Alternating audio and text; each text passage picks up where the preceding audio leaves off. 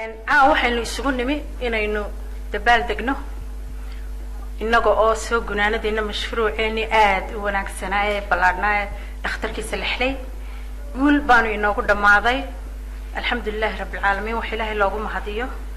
waxa kaloo mahad gaar ah leh hablaha gaaroodi ee meel kasta adduunyada kala jooga ay ugu horeysay UK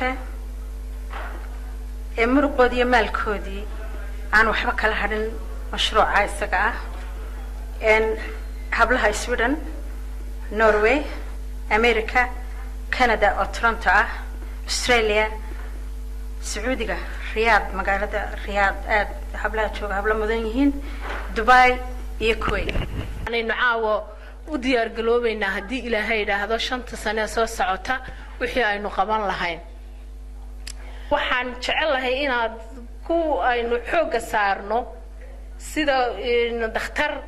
maskaxda ah oo Maxamed Mooga laga dhiso dhalinyarada oo la caawiyo dadka danyarta ah ee ku nool koonfurta Hargeysa inaynu u dhisno guryo danyarta ah marka bal in qof waliba raygiisa 5 sanadood mashaariicdaynu sameyn lahayn caawa aanaynu u kala bixin marka alxamdulillaah rabbil caalamiin hablaha gaaroodi waxaan aad iyo aad ugu bogaadinayaa inay yihiin hablo isku filan self sufficiency baa la yiraahdaa marka haddaad isku filan tihiin ood kaalin walba ka soo bixi karto ood wax qoran karto ood arji qoran karto ood hadloon karto ood lacagtii dhiibayso ood dhisaan garayn karto dee waxba kaa xumaamaayaan marka waxaan idinku bishaareynayaa in aynu wax kasta qabsan karno marka waxba la xarimayno khibrad badan baynu soo maray experience weyn baynu ka helnay mashruucan marka waxaan idin leeyahay oo idinku adkeynayaa inaydaan mashruuca soo socda iyo ka ku xigaba aydan waxba la xarin sida noogu kalsoonaateen annaguna nagu dee mashruucii dee u dhamaystiray insha Allah iyo kuwa kalena nagu dhamaanayaan maanta dhakhtarka Salaxley markii booqashada anigu aan ku tagay warbixintii aniga la soo siiyay ama aan meesha ku soo arkay waxa kamid ah in alaabta qaarkood ay meeshii ay ka badatay qalabka dhakhtarka Salaxley yaala maanta damada qaarkood ma yaalo aad baa loo dadaalay waxay ka alaabtii waa ka badatay meeshii waxyaabaha meesha ku dayacan ee dibadda yaala waxa kamid ah sida dentista dhakhtarkiin waxa la yiraahdaa ilkaha oo kale wuxuu baahan yahay in meel loo sameeyo haddii ma maanta dhiciisi dhasho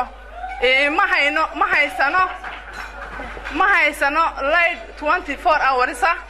waxaan u baahanahay dawladda jamhuuriyadda Somaliland even hadday naga caawin karto xagga leerka runtii wax badan mayno habluhu qabteen wax badan mayno dadaalnay adana baahiyo yaro hoose ayaa jiro xagga leerka iyo korontada ah taana waxaanu rabnaa inaan xagga dawladda xitaa ka caawin karto laga caawiyo mashiinku u yaala wax ka saablu way dhigeen waxaan u maleynayaa haddaynu solar system iibino inay ka kaaftoomi karaan dawlad iyo cid walba oo aynu u sameyn lacagtan ururinayno aynu uga iibino mashiin weyn oo solar system oo cadceedda dabka ka qaata baytariyana aynu xagga hoose u dhigno 48 saacadood leydka u kaydiya si haddii rooba yimaado cadceeddu soo bixi weydo baytariyadaasi ay u hayaan leydka taa waynu samayn karaynaa xagga biyahaynu ka hadasheen biyahana waxaan jecelahay gaadhi riigga qoda haddii aynu iibin karayna inaynu iibsano haddii kalena inaynu soo kiraysanana waynu heli karnaa